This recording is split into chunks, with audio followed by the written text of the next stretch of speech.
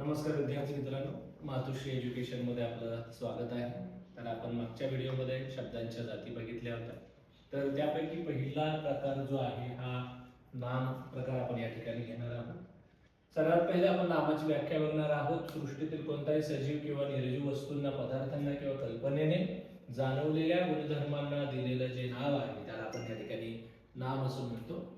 तर याच्यामध्ये काही उदाहरण आपण घेतली. राम आहे, आंबा आहे, पुस्तक, पुणे, हिमालय, दया, प्रेम आणि हुशारी ही काही कॉमन एक्झाम्पल्स आपण 3 प्रकारांमध्ये घेतलेली आहे. नामाचे प्रकार पाहत असताना नामाचे 3 प्रकार आहेत: सामान्य नाम, विशेष नाम आणि भाववाचक नाम. त्यातला पहिला आहे सामान्य नाम. एका जातीच्या पदार्थांमधील समान गुणधर्मांमुळे त्या पदार्थाला दिलं जाणारं नाम जे आहे त्याला सामान्य नाम म्हणतात. जसं मुलांचा समूह आहे तर त्याला आपण मुलगा म्हणतो.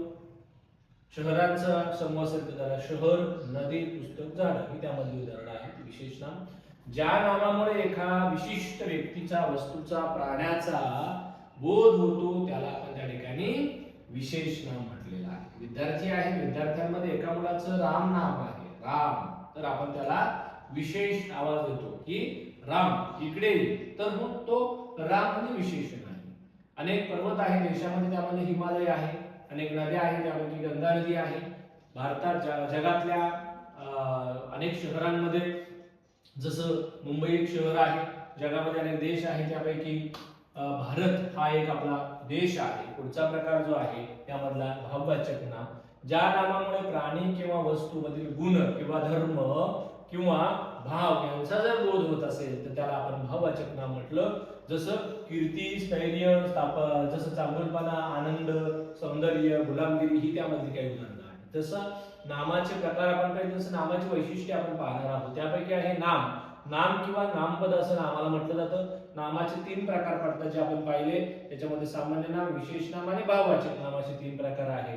आणि तिसरं वैशिष्ट्य आहे नामाचा क्रियापद, लिंग आणि वचनानुसार वाक्यात बदल होऊ शकतो. तर आता आपण जे 3 प्रकार पाहिले, विशेष नाम, जसं सामान्य नाम, विशेष नाम आणि भाववाचक नाम, त्यापैकी राम शाळेत जातो, मुले शाळेत जातात म्हटलं तर मुले हे सामान्य नाम झालं. तर राम शाळेत जातो म्हटलं तर राम हे विशेष नाम आहे. ती मुलगी शाळेत जाते तर मुलगी हे सामान्य नाम आहे. तिच्यात खूप नम्रता आहे किंवा प्रामाणिकपणा आहे तर तो भाववाचक नाम झाला.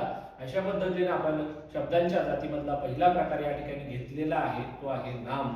यानंतर पुढचा प्रकार आहे तो आपण पुढच्या व्हिडिओमध्ये घेणार आहोत. पण त्या अगोदर आपण या आपल्या मातोश्री एज्युकेशनल चॅनलला सबस्क्राईब करा, लाईक करा, व्हिडिओ शेअर करा आणि बेल आयकॉन दाबून नोटिफिकेशन ऑन करा. धन्यवाद.